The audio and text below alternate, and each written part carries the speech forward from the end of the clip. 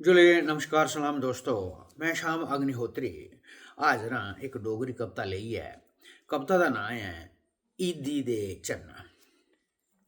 ईदी आले इरखी चन्ना सदका फितर मनाया तू, बैर बरोधी तचका छोड़ी इरखी जोत जगाया तू। रब ने बख्शी रहमत तुकी, रहमत कै बरसाया तू। जात धर्म दी भुली रस्मा, रो इंसानी पाया तू। सच्चे सुच्चे कोमल हिरदै ईदी मंगन आए जो, सच्चे सुच्चे कोमल हिरदै ईदी मंगन आए जो। भर झोली तू इंदी खुशियां तंगदे आए जो। पाग नजीरी दिन ईदी दे खुशियां बेचन जाया तू। ईदी आले इरखी चन्ना सदका फितर मनाया तू, बैर बरोधी तचका छोड़ी इरखी जोत जगाया तू। रोज सवैखै सरगी खन्ना भीरम जानी महीनै तू। खूब सवाबी कर्म कमाना मक्का अज मदीनै तू। निर्धारी सब करना फाके ना रुट्टी ते पानी भी।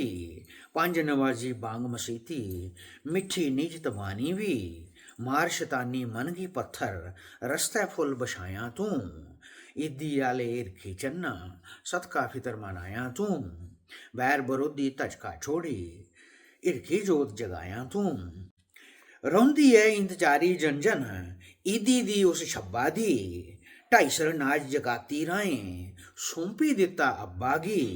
फजर नवाजें फजर अजाई रोज़े रोज बताना है। चौथे पैर अजाएं इफ्तारी रोज फर्ज निभाना है। इज्जत समता अमन सनेड़ें, इज्जत समता अमन सनेड़ें सारें गी हर छाया तू। ईदी आले इरखी चन्ना सदका फितर मनाया तू, बैर बरोधी तचका छोड़ी इरखी जोत जगाया तू। ते आखिरी बंद पेश है।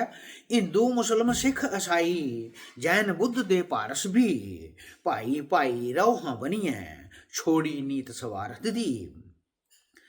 रखो एका बुझे दुनिया अपनी शीले भारत गी। रखो एका बुझे दुनिया अपने शीले भारत की।